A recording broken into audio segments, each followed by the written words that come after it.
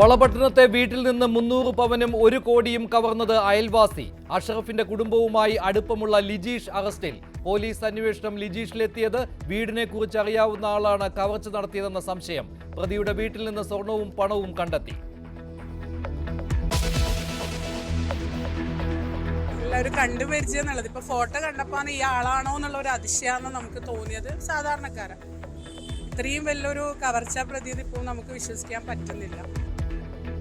വൻ കവർച്ച നടത്തിയത് ലിജീഷാണെന്ന വിവരമറിഞ്ഞ് ഞെട്ടി നാട്ടുകാർ. മോഷണം മുതൽ സൂക്ഷിച്ചത് കട്ടിലിനടിയിലെ അറയിൽ. വളപട്ടണത്തിന് പുറമെ കീച്ചേരിയിലും കവർച്ച നടത്തിയത് ലിജീഷാണെന്ന് പോലീസ്. പ്രതിയെ പിടിച്ചത് ലഡ്ഡു വിതരണം ചെയ്ത് ആഘോഷിച്ച് പോലീസ്.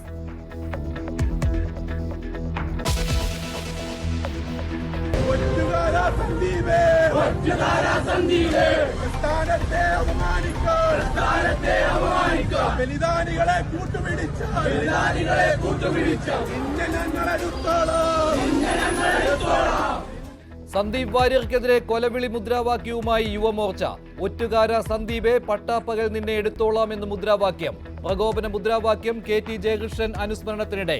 യഥാർത്ഥ ഒറ്റുകാർ BJP ഓഫീസിലെന്ന് സന്ദീപ് വാര്യർ.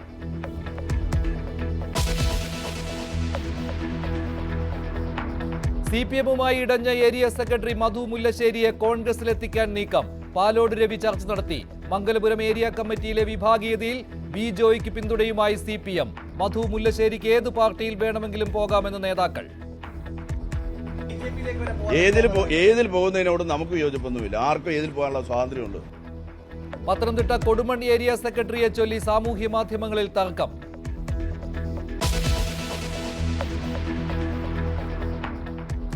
CPMുമായുള്ള സുധാകരന്റെ ഉടക്ക് മുതലെടുക്കാൻ UDFും BJPയും. സുധാകരനെ ഒരിക്കലും വിമർശിച്ചിട്ടില്ലെന്നും പ്രത്യേക ബഹുമാനമെന്നും VD സതീശൻ.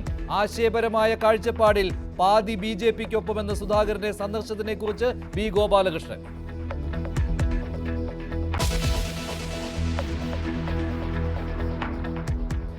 ടോർച്ചിന്റെ വെട്ടത്തിൽ രക്തസാമ്പിൾ എടുത്ത് സർക്കാർ ആശുപത്രി. ദുരവസ്ഥ കൊല്ലം കൊറ്റങ്കര പ്രാഥമിക ആരോഗ്യ കേന്ദ്രത്തിൽ.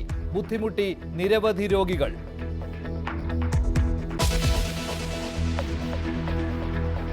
കനത്ത മഴ മുന്നറിയിപ്പിനെ തുടർന്ന് സംസ്ഥാനത്ത് അതീവ ജാഗ്രത. മലവെള്ളപ്പാച്ചിൽ സാധ്യതയുള്ള ഇടങ്ങളിൽ നിന്ന് മാറി താമസിക്കണമെന്ന നിർദ്ദേശം. ശബരിമല കാനനപാതയിൽ തീർത്ഥാടകർക്ക് നിയന്ത്രണം. പുല്ലുമേട് വഴിയെത്തിയവർ വഴിയിൽ കുടുങ്ങി.